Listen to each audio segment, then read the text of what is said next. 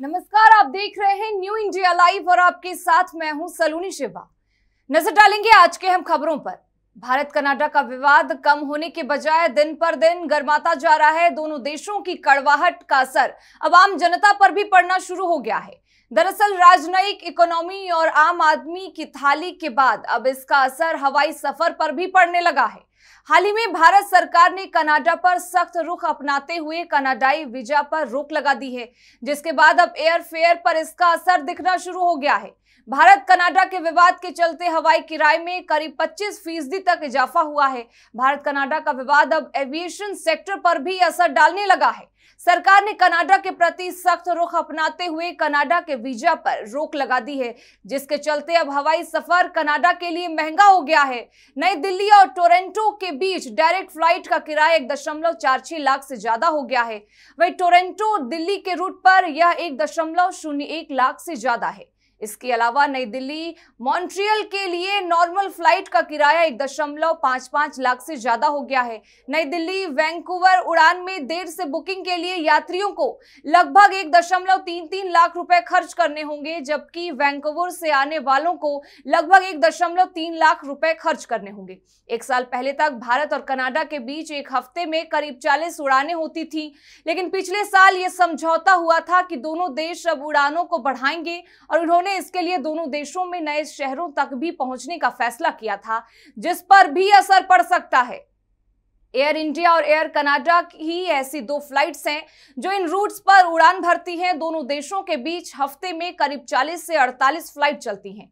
Air India रोजाना नई Delhi, Toronto और नई दिल्ली वैंकूवर के लिए उड़ान भरती है, जबकि एयर कनाडा नई दिल्ली और टोरंटो के बीच रोज उड़ान भरती है और नई दिल्ली और मॉन्ट्रियल के बीच सप्ताह में 3 फ्लाइट चलती है। FY23 में 6,78,614 यात्रियों ने दोनों देशों के बीच उड़ान भरी, जबकि भारत से आने जाने वाला टोटल इंटरनेशनल यातायात 54 मिलियन था। भारत ने कनाडा के नागरिकों के लिए वीजा सेवा को तत्काल प्रभाव से निलंबित कर दिया है। इससे पहले भारत की ओर से कनाडा न जाने और वहां रहने वाले भारतीय नागरिकों के लिए विशेष एडवाइजरी भी जारी की जा चुकी है। सरकार के अगले आदेश तक कनाडा के वीजा पर लगाई गई है। बता दें कि कनाडा में रहने वाले और देश विरोधी गतिविधियों का विरोध करने वाले भारतीय खालिस्तानियों के निशाने पर हैं, जिसके चलते भारत सरकार ने कनाडा के प्रति सख्त रुख अपनाया। प्रधानमंत्री नरेंद्र मोदी की अध्यक्षता में दिल्ली में 9 और 10 सितंबर को आयोजित G20 का 18वें शिखर सम्मेलन का आयोजन सफल और शानदार रहा। इस समिट में शामिल तमाम देशों के नेता और उनके प्रतिनिधि इसे ऐतिहासिक बता रहे हैं। इन लोगों का कहना है कि G20 के इतिहास में दिल्ली में आयोजित 18वां सम्मेलन सबसे शानदार और सफल आयोजन रहा। वसुदेव कुटुंबकम की थीम पर आयोजित इस G20 शिखर सम्मेलन ने साबित कर दिया कि भारत विश्व में शांति स्थापित करने की दिशा में अहम और अग्रणी भूमिका निभा सकता है। इस सम्मेलन को सफल बनाने में खुद प्रधानमंत्री नरेंद्र मोदी, कई केंद्रीय मंत्री, मंत्रालयों, अधिकारियों से लेकर कर्मचारियों ने दिन रात एक कर दिया। भारत मंडपम में आयोजित G20 समिट के सुचारू और सफल संचालन को सुनिश्चित करने के लिए जमीनी स्तर पर काम करने वाले लोगों का बड़ा हाथ रहा। सम्मेलन के दौरान भारत मंडपम में तैनात सुरक्षा कर्मी, ITPO कर्मियों के साथ साथ विभिन्न मंत्रालयों के ड्राइवर, सफाई कर्मी, वेटर और अन्य कर्मचारियों ने भी अहम भूमिका निभाया। इसी कड़ी में प्रधानमंत्री मोदी आज भारत मंडपम में G20 शिखर सम्मेलन के दौरान जमीनी स्तर पर अहम रोल निभाने वाले 3000 कर्मचारियों को रात्रि भोज यानी डिनर पार्टी देने जा रहे हैं।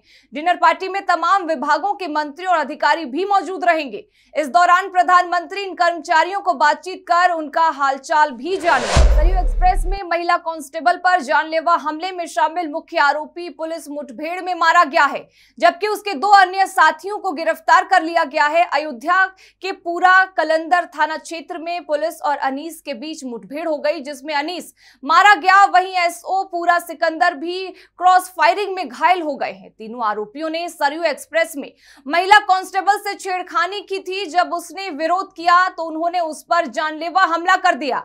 खबर के मुताबिक पुलिस एनकाउंटर में मारे गए बदमाश अनीश के 2 अन्य साथी आजाद और विशंभर दयाल उर्फ लल्लू घायल भी हो गए हैं और साथ ही उनको गिरफ्तार भी कर लिया गया है। इन दोनों को अयोध्या के इनायत नगर से मुठभेड़ के बाद गिरफ्तार किया गया।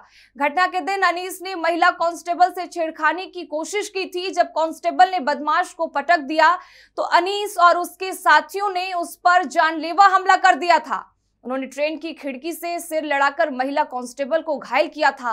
अयोध्या से पहले जब ट्रेन धीमी हुई तो तीनों बदमाश ट्रेन से कूदकर फरार हो गए थे। इस मामले पर जानकारी देते हुए special DG law and order Prashant Kumar ने बताया कि सरयू एक्सप्रेस में महिला कांस्टेबल पर जानलेवा हमला करने वाले मुख्य आरोपी को थानापुरा कलंदर पुलिस ने एनकाउंटर में मार गिराया है। उसके 2 साथियों को इनायत नगर से मुठभेड़ के बाद गिरफ्तार भी कर लिया गया है। आपको बता दें कि 30 अगस्त को अयोध्या में सरयू एक्सप्रेस में महिला सिपाही पर जानलेवा हमला किया गया था। ये महिला सिपाही अर्धनग्न और बेहोशी की हालत में खून से लथपथ पाई गई थी। इस घटना के बाद हड़कंप मच गया था। महिला सिपाही की हालत गंभीर होने की वजह से उसे इलाज के लिए अस्पताल भेजा गया, जहां उसकी हालत गंभीर देखते हुए उसे लखनऊ के केजीएमयू में रेफर किया गया था। इस महिला सिपाही की सुल्तानपुर में तैनाती थी और अयोध्या के सावन मेले में ड्यूटी लगी हुई। कनाडा से जारी तनाव के बीच टीवी चैनलों पर बैठने वाले देश दुनिया के लोगों की ओर से भारत के खिलाफ लगातार हो रही बयानबाजी पर भारत सरकार ने कल महत्वपूर्ण एडवाइजरी जारी की है। इसमें कहा गया है कि चैनलों पर जिन लोगों को बुलाया जाता है उसमें इस बात का ख्याल रखा जाना चाहिए कि अपराधी या आतंकवाद से संबंधित ऐसे लोग न शामिल हों जो देश के खिलाफ बयानबाजी करते हैं।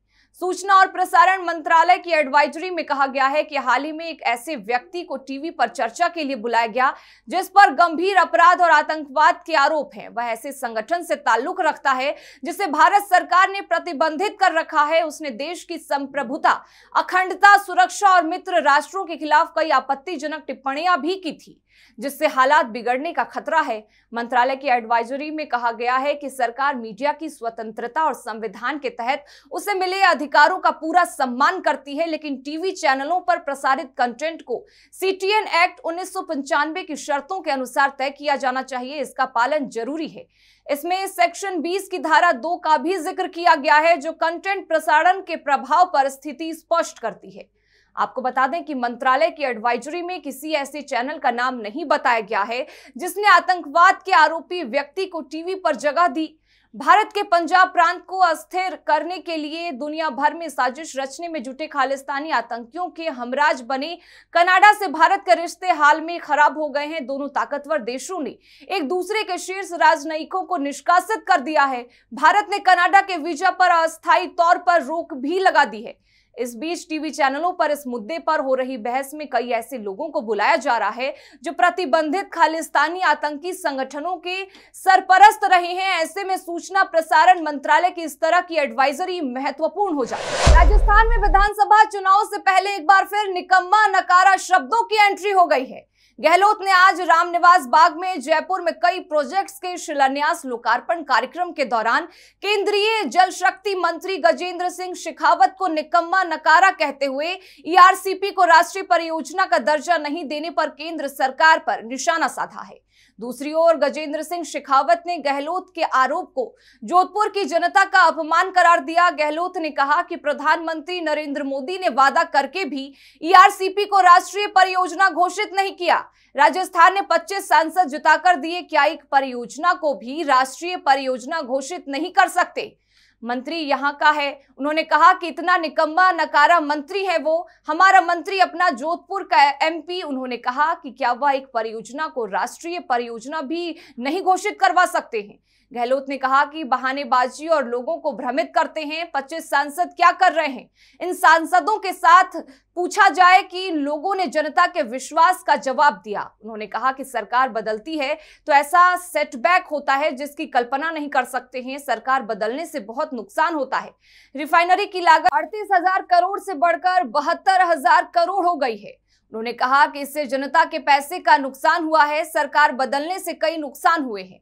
सरकार बदलती है और काम बंद हो जाते हैं। हरदेव जोशी पत्रकारिता यूनिवर्सिटी और अंबेडकर लॉ यूनिवर्सिटी को बंद कर दिए गए। गहलोत ने कहा कि प्रधानमंत्री ने जयपुर में वादा किया कि आरसीपी को राष्ट्रीय परियोजना घोषित करने की बात कही थी, लेकिन यह लागू नहीं हुई है। देश में कुल 16 राष्ट्रीय परियोजनाएं चल रही हैं, लेकिन इस परियोजना को मंजूरी नहीं दी गई है। न राजस्थान से 25 सांसद, उसके बावजूद ईआरसीपी को राष्ट्रीय परियोजना का सम्मान नहीं मिला है। दूसरी ओर गहलोत के बयान के बाद मंत्री राजेंद्र सिंह शेखावत ने उन पर हमला बोलते हुए कहा कि पीएम नरेंद्र मोदी सरकार ने यशस्वी काम किया है। उन्होंने सभा में सवाल किया कि गहलोत साहब ने जीत दिलाई है या आपने दिलाई है।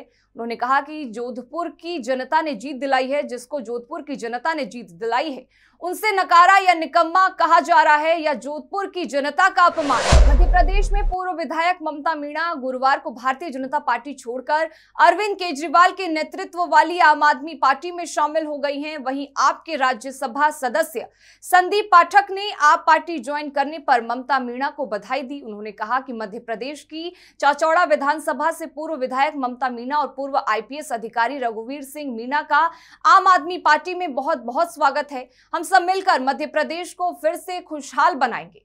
इनकलाब जिंदाबाद। दरअसल मीणा ने आगामी विधानसभा चुनाव के लिए गुना जिले की चाचौड़ा सीट से टिकट नहीं दिए जाने से नाराज होकर 3 दिन पहले भारतीय जनता पार्टी छोड़ दी थी। बीजेपी ने अपने 39 उम्मीदवारों की पहली सूची में चाचौड़ा सीट से प्रियंका मीणा के नाम की घोषणा की है।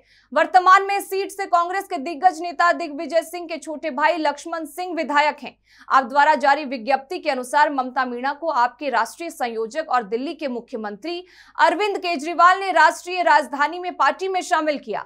मीणा ने कहा कि वह आप में शामिल होकर खुश हैं और पार्टी उन्हें जो भी जिम्मेदारी देगी उसे निभाने के लिए तैयार है। विज्ञप्ति में मीणा के हवाले से कहा गया है कि मध्य प्रदेश में लोग सत्तारूढ़ बीजेपी और विपक्षी कांग्रेस से नाखुश थे और आपको एक मौका देने के इच्छुक हैं। विज्ञप्ति में कहा गया है कि मीणा 18 साल से मध्य प्रदेश की राजनीति में सक्रिय हैं और गुना जिला पंचायत प्रमुख रही हैं। बता दें कि मीणा 2008 में चाचौड़ा सीट पर कांग्रेस के शिवनारायण मीणा से 8000 वोटों से हार गई, लेकिन 2013 के विधानसभा चुनाव में उन्हें 34,000 वोट से अधिक हराने में सफल रही। 2018 में वह चाचौड़ा से कांग्रेस के दिग्गज नेता दिग्विजय सिंह के भाई लक्ष्मण सिंह से 9,797 वोटों के अंतर से हार गईं। बता दें कि सोमवार सुबह ही यह बात सामने आ गई थी कि ममता मीणा भोपाल जाकर पार्टी के सभी पदों से त्यागपत्र सौंपने वाली हैं। बीजेपी का दामन छोड़ने से पहले उन्होंने अपने समर्थकों के लिए जनादेश यात्रा निकाली। जिलाधिकारी महोदय मथुरा और वरिष्ठ पुलिस अधीक्षक महोदय मथुरा द्वारा पुलिस अधिकारी के साथ राधाष्टमी पर्व के संबंध में ब्रजेश्वरी इंटर कॉलेज बरसाना में ब्रीफिंग की गई और श्रद्धालुओं और जनपद वासियों को किसी प्रकार की अव्यवस्था का सामना न करना पड़े, इसके संबंध में पुलिस व्यवस्था, यातायात व्यवस्था और पार्किंग व्यवस्था के संबंध में आवश्यक दिशा निर्देश दिए गए और संबंधित को ड्यूटी के दौरान आमजन के साथ सहानुभूति पूर्वक व्यवहार करने के लिए निर्देशित किया गया। विश्व प्रसिद्ध श्री राधाष्टमी का त्यौहार आ चुका है और कल और परसों 2 दिन विशेष भीड़ रहेगी। 22/23 रात्रि में जो है भीड़ का दबाव सबसे ज़्यादा होता है। काफ़ी संख्या में श्रद्धालु कल रात से ही आके लाइनों में लग जाते हैं। अर्ली मॉर्निंग 4 बजे जब अभिषेक का समय शुरू होता है उस समय काफ़ी संख्या में श्रद्धालु दर्शन के लिए आते होते हैं और इसको दृष्टिगत रखते हुए लार्ज नंबर ऑफ जो एग्रीगेशन है क्राउड का, जो हमारे दर्शनार्थी पूरे देश विदेश से जो आते हैं उनको सुरक्षित और सुगम अनुभव हम लोग दे सकें। थाना वृंदावन पुलिस और एसओजी टीम की थाना वृंदावन क्षेत्र अंतर्गत पवन हंस हेलीपैड के पास अंतर्राज्यीय लुटेरे अभियुक्त से पुलिस की मुठभेड़ हो गई। मुठभेड़ में गोली लगने से अंतर्राज्यीय लुटेरा अभियुक्त पंकज पुत्र गुलाब सिंह निवासी रंजीत नगर जिला भरतपुर राजस्थान घायल हो गया। पुलिस ने आरोपी को गिरफ्तार कर लिया है। आरोपी के कब्जे से एक मोटरसाइकिल, एक मोबाइल फोन, एक अदद अवैध तमंचा, 315 बोर मय, 2 जिंदा कारतूस और एक खोखा कारतूस 315 बोर बरामद किया गया है। वहीं घायल अभियुक्त को उपचार के लिए जिला अस्पताल में भर्ती कराया गया है। मई में थाना वृंदावन में एक लूट की घटना हुई थी जिसमें ये पंकज सनाफ गुलाब सिंह जो भरतपुर का रहने वाला है, इसका नाम प्रकाश में आया था और पुलिस इसको तलाश कर रही थी। आज हमारी एसओजी और वृंदावन पुलिस को ये सूचना मिली कि वो इधर से फिर मूवमेंट कर रहा है और कोई घटना कर सकता है। इस सूचना पर क्षेत्राधिकारी सदर के नेतृत्व में हमारी टीमें लगी और जब उसका पीछा किया तो उसने पुलिस पार्टी पर यहाँ फायर किया। पुलिस ने जवाब में कार्रवाई की, जिससे उसके पैर में गोली लगी है, उसे अस्पताल भेजा गया है। इसके साथ फिलहाल इस बुलेटिन में बस इतना ही, लेकिन तमाम खबरों के लिए बने रहें हमारे साथ और देखते रहें न्यू इंडिया लाइव।